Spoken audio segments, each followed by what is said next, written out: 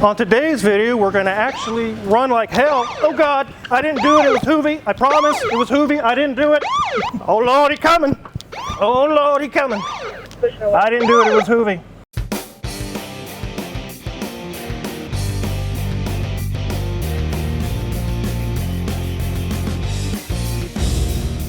Ha-ha! Had you Dodge Charger guys triggered, didn't I? Had you running for your front door and you didn't even do anything. Anyways, this is a 2019 Dodge Charger, and as you can see, it is a real police car. It's not a copy or a replica. It's actually the local police department, not too far from here, brought us their vehicle. It's got several issues, and they're trying to decide, should they fix this one or possibly sell it and buy a new one? And yes, we did contact the police department and receive permission to film this today and do what we're doing. We didn't do this without asking. And really, any vehicle that comes through the door, we actually have some paperwork that's filled out that asks, is it okay to film your car? You can choose, hell no, don't film my car. We will still be happy to fix it. We just won't film it. This one looks just like a Dodge Charger. If you're just cruising by real quick and you're not paying attention, it could be any old Dodge Charger sitting in a parking lot, because it doesn't have lights on top and all the different things. It does have the insignia on the side designating it a city police car, but it really is just a Dodge Charger through and through. There's a lot of parts we're going to have to order if they give us the okay to fix it, which are just going to be Dodge Charger parts, but some of the things are going to be pursuit or police level. Here's another little tidbit of information too. When me and Mrs. Wizard were newly married, I actually worked at the local county jail as a jail deputy. If you watch Vin Wiki's video where I give the whole spill the beans type thing of my life, it actually mentions that in that video. Go check out Vin Wiki. There's a link below. You can go see that video. Gives more details than that. So I am familiar with these police cars. There have been a few instances when I worked there where there would be an arrestee in the back who said, I'm not getting out. And they're at the jail, we need to get them out. The arresting officer would come in and say, I need some help. I'd come in, say, yes, you may think you're not coming out today. You are. I promise you're coming out. And we would get them out. But anyways, what's wrong with this police car? Let me go grab the list. There's about 5 or 6 things they're concerned about. So here's the list that the officer emailed, and one of the things they're concerned about is the battery is slow to start. It seems kind of weak. There's really no drain or anything that they could find, but we did take a look at it. And I'll show you what we found, or actually Danielson found. He did all the checking on this. The brakes are starting to squeal, possibly metal on metal in some instances. We'll take a look at that today. Oil leaks, there's an oil leak. The oil level is low. Likely valve covers or something. They're not sure what it is. They smell oil as well. There's a rattling underneath whenever they're on certain roads or certain streets, and there's a shifting or a clunk noise when they go from reverse to forward. That's pretty much it. So if you're wondering, where did the show on Motor Trend car issues start? Where did it originate? It was actually in Halstead. This is a Halstead police vehicle. The city's actually concerned that the repairs, which they don't know what's wrong with it yet, that the cost of the repairs could be so much that it might be more cost effective to go ahead and ditch this one and go purchase a new vehicle. We're going to find out today what is the answer to that question and show what the estimate's going to be that we present to them. It might take a little while. This has to go for approval and whatnot. We can't just go for it. There's a lot of steps involved when you deal with a government vehicle. So we found out everything's wrong. We'll show you what we found today, then the vehicle will be parked. We'll be waiting for the answer. The interior is really cool on this. It has switches and knobs, as you can imagine a police vehicle would. Let's let Mrs. Wizard show you guys around in the interior. Okay, ladies and gents, so here we go. It's kind of hard to see down there, but it does say 59,733 miles. So, gosh, it doesn't have a whole lot of miles on this, but these are some really hard miles that they've put on. Imagine driving around a cop car. zipping around corners and who knows what. As we look at our dash, everything is in great shape because it's in really great shape to begin with, really, other than, you know, some mechanical problems. But you've seen Chargers before, and some of you may have seen it from the back seat, not that, unfortunately. But as we move down, you'll notice that everything was looking good until, well, we get down to here, and where's the gear selector? Where's the e-brake? Where's the cup holder? Where's the console? Okay, oh, well, we have a cup holder and a very cute rubber ducky. Okay, but we have a spot for where the laptop should go. We do have our radio and lots of different controls. And this is the one that we use to slide to turn those lights on. So where did they put the gear selector? Well, they moved it from the center console to the tree. So it is up here now if you want to select the gear you want. It is a automatic transmission, so it's not like we're shifting up there. We just need to select the correct gear. Everything is very dark in here. So we have very dark charcoal gray seats, cloth, not a lot of bolster on the side, but maybe that would be appreciated if they were trying to go around corners in a fast pursuit. Door card is in good shape, and as we move up, you'll see that we have cameras that are going all the way around the car. So, and it looks like, oh, and it says they're recording us. So they're going to see us recording our video today. So here's a back seat you've probably never seen before, at least from this angle, unless you're in law enforcement. Yes, we have a lovely cage in the back. Never said that before in an interior review, but we have a cage. Looks like we have a camera up there as well to record what they're doing or saying. And we also have some other effects in the back seat, which is a normal style back seat. Headliner is in great shape. There's not much going on other than, well, installing cameras.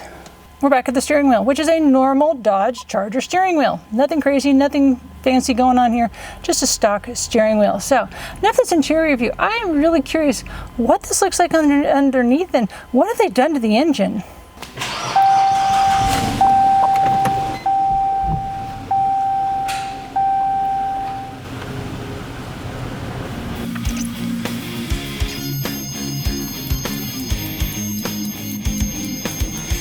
Now, back to this car. You probably heard when I drove it over, it started really slowly. It's like, whoa, whoa, whoa, whoa, whoa, whoa, whoa. So we'll show you what we found here towards the end, but while we got this in the air, let's take a look at some of the things that are going on. One thing they're concerned about is the oil leak. We have noticed as we move the car throughout the shop to different locations, it is leaving drips all over the place with the oil. They say they've smelled oil, they've noticed oil consumption or oil loss. So let's take a look. So as we can see, there's a trail going all the way back where I just drove of drips. Let's play the game, guys. Is it A, valve cover gasket's leaking? Is it B, an issue with the oil filter? Or C, an oil pan gasket? Let us know what you think it is in the comments. Now let's take a look.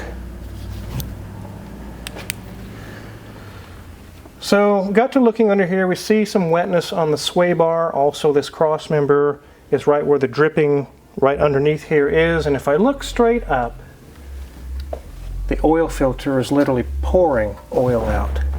It's not loose, but I'll tell you what the problem is here. Danielson took a look with a mirror and saw the previous oil change location, whoever did the oil change last, which was not Omega, they double gasketed the oil filter. So what that means is they took the old oil filter off and it left behind its rubber sealing ring stuck to the flange up there. They didn't peel off the ring, they just stuck a brand new oil filter on top of it, and it just can't hold the pressure, and it's actually very dangerous. It could ruin the motor. But luckily, just a simple oil change and a proper installation of the oil filter will solve the oil leak completely, and it won't cost a lot of money. Let's take a look at those brakes. We can see right here they're sunken in pretty deep, and it's very, very thin as far as the wear on the pads. The rotors have a pretty deep lip on them as well, so it'll need new pads and rotors. This boot has a little bit of a crack in it. It's leaking a little fluid, so we'll probably let them know about that. You can see that it's slung a little grease. Some of the clunking that Danielson found is some of the noise. It's also what they're hearing on the streets when they go over bumps, and also when they go in reverse and forward. It's these front control arms. These bushings are so bad in here that this entire arm can move back and forth quite a lot, and it clunks. You can see right here, the rubber is completely cracked in half. It's allowing that thing to clunk back and forth. And we'll check this side. Again, the brakes are almost down the middle. They were correct with that. This CV boot is still good. Everything looks good there. There's no grease being slung. So we know both control arms, the lower front control arms, are bad. We also see a torn boot on this tie rod end right here. So tie rod ends, a CV axle assembly, some lower control arms, and an oil change up here. That pretty much takes care of all the issues they have, but we'll go ahead and check the rest as well. Our transmission is dry. Everything's in good shape there. Being it's an all-wheel drive version, it has a transfer case. Nothing's leaking out of it. The U-joints are still good there. Our exhaust does have, looks like a little bit of tiny leak there, but that's nothing to cause any concern. Not really worth messing with. Our shaft up here, nothing loose. That's the rear drive shaft. Here is the rear mufflers. Everything looks good. Everything's good with that shaft as well. We're at our rear differential. No leaks, nothing going on. Our CV boots on both sides look good. Let's check these brakes back here. Look how sunken in those pads are, guys. It's down to metal, basically. So definitely pads and rotors all the way around. CV boots are good. Sway bar link is good. Rear shocks are good. Brakes are not good, just like we just discovered. Sway bar links are good. Everything else looks fine. And before we put this thing on the ground and check out the battery issue, let's check the date codes on the tires. 43 of 23, so they're basically 1 year old. They're still good. So there are a lot of things on this vehicle that we'll have to keep in consideration, being it's a pursuit vehicle. You can't just put regular old AutoZone or Riley type or CarQuest type pads on it. You have to put an upper level or pursuit level of pads on these. Shocks and things of that nature are also upgraded for this vehicle, so we would have to keep that in mind, but luckily none of those are blown. But we'll need all 4 rotors, 4 sets of pads, a CV axle, an oil change. Now let's get this thing on the ground and check out that battery. So like so many modern cars today, they put batteries in weird places, in trunks, under seats. This is no exception. It's actually in the trunk, and back here we have the battery. I've kind of moved some things out of the way. Danielson load tested it. It failed. We did do a battery amperage draw test. There's nothing really drawing much, but you can see this is the original battery. So that battery has been in this car since new. It's been through many cycles, lots of electrical loads. It is at the end of its life. It will need a new battery. We did do the amperage draw test like I just mentioned. I like to see 0.05 amperage draw or less. We had 0.088. It's a little high, but that's normal because this has so many more electronic modules than a standard car. There's a radio, there's all the sirens and lights and communications and cameras and stuff all in here. So we found that to be normal. The issue is the battery. So underneath here we do have a Hemi. It's not a SRT or a Hellcat or Scat Pack or anything. It's just the 5.7 liter Hemi. You can see it's very dirty because this has been who knows where all over the place. Dirt roads, backyards, through fences, who knows. But there's no issues with the engine other than that oil leak. It runs perfect. No check engine light. It runs like a top. And I mentioned those electrical loads additional to a standard charger. And you can see where they get that power from right here. So you can see here it is the 100 amp breaker. It's actually a circuit breaker, so if something bad were to happen, it doesn't burn down the car. But that is where they pull their power from. And as you can imagine, when the car is off, all of those modules sitting idle are still pulling a tiny bit more amperage. But luckily, that's not causing the slow cranking. With a complaint of it clunking when going into gear or forward and backward, I kind of thought maybe it's in the drive line, a drive shaft, or U-joint or something like that.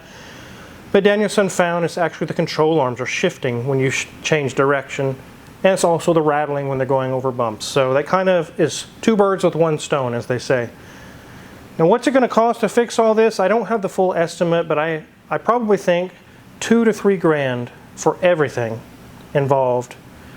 Is it worth it? I would think it was, because it still runs and drives fine. It doesn't have any engine or transmission issues. It doesn't have tons of miles, although there are hard use miles.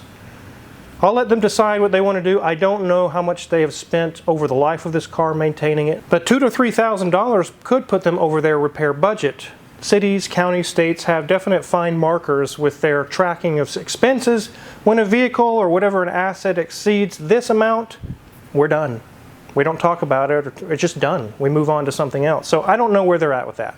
We'll let them know where it's going to be, and we'll see what we do. So the only thing of all these issues that's really weird is the oil filter. That was kind of a goof up when it was installed and caused a leak that didn't need to be there. And it actually could blow out and lose all the oil of the engine. It could cause an issue. But the rest of the items that we found they're not normal wear and tear for a normal commuter, for a person going back and forth to work, but they are normal wear and tear for a police vehicle. A lot of hard stopping, going from high speeds down to 0 really fast. It really eats up on the brakes. It can wear on them really fast. Hard maneuvering, things like that is hard on the suspension. So nothing is strange here other than just the oil filter. Definitely wanted to get a video in today for you guys to see this really cool police car. Give you an idea that even they need repairs just like any other car. Sometimes it can be a little bit more costly. And also wanted to do a little comical thing at the beginning to get you Charger guys to jump out of your seats. I bet you did, didn't you? If you're curious what kind of tools we're going to use to work on this police car or any other car in the shop, check our Amazon affiliates link in the description below. We get a small cut. If you purchase anything, we really appreciate it. And make sure to hit the subscribe button here because there's so many more cool videos to come. Thanks for watching.